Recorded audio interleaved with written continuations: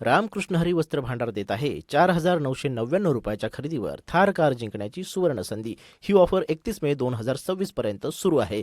आजच भेट द्या आपल्या जवळच्या रामकृष्ण हरी वस्त्र भांडार दालनाला।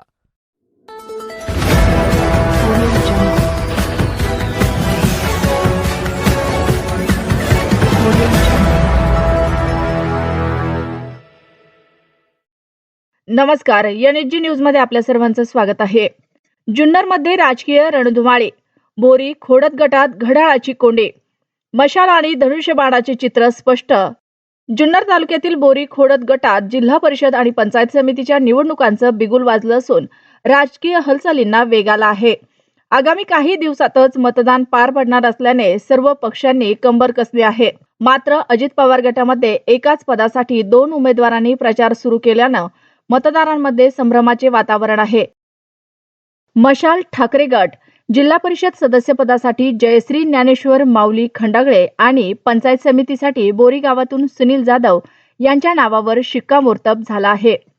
धनुष्यबाण शिंदे गट उपमुख्यमंत्री एकनाथ शिंदे यांच्या नेतृत्वाखाली आणि आमदार शरददादा सोनवणे यांच्या मार्गदर्शनाखाली जिल्हा परिषदेसाठी वडगाव कांदळी येथील माधुरी सचिन निलक तर पंचायत समितीसाठी निमगाव सावा येथून राजूशेठ बाळश्रीरम गाडगे मैदानात उतरले आहेत। राष्ट्रवादीत अजित पवार गटात पेच, कुणाला मिळणार उमेदवारी?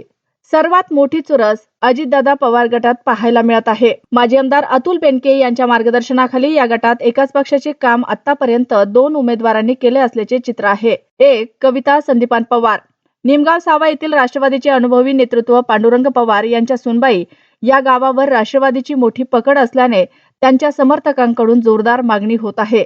आणि 2 साळवाडी गावच्या विद्यमान सरपंच कल्पनाताई वैभव काळे, साळवाडी येथील नावाजलेले व्यक्तिमत्व पांडुरंग शेठ काळे यांच्या सुनबाई, त्यांचेही कार्यक्षेत्र मोठे असल्याने त्यांनीही प्रचारात आघाडी घेतली आहे।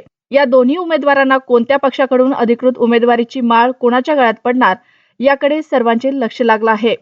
एकच पक्ष 2 उमेदवार आणि कोणाला संधी याची चर्चा सध्या बोरी गटात रंगली आहे। पंचायत समितीसाठी इच्छुकांची गर्दी। पंचायत समिती सदस्यपदासाठी संभाजी चव्हाण हे देखील इच्छुक उमेदवार म्हणून जोरदार प्रचार करत आहेत। निवडणुकीच्या या धामधुमीत मतदारांनी आपली मते विभागली असून काही गट कविता पवार यांच्या बाजूने तर काही कल्पना काळे यांच्या बाजूने उभे आहेत। आता वरिष्ठ पातळीवरून कोणाचे नाव निश्चित होते यावरच बोरी खोडद गटाचे भवितव्य अवलंबून आहे।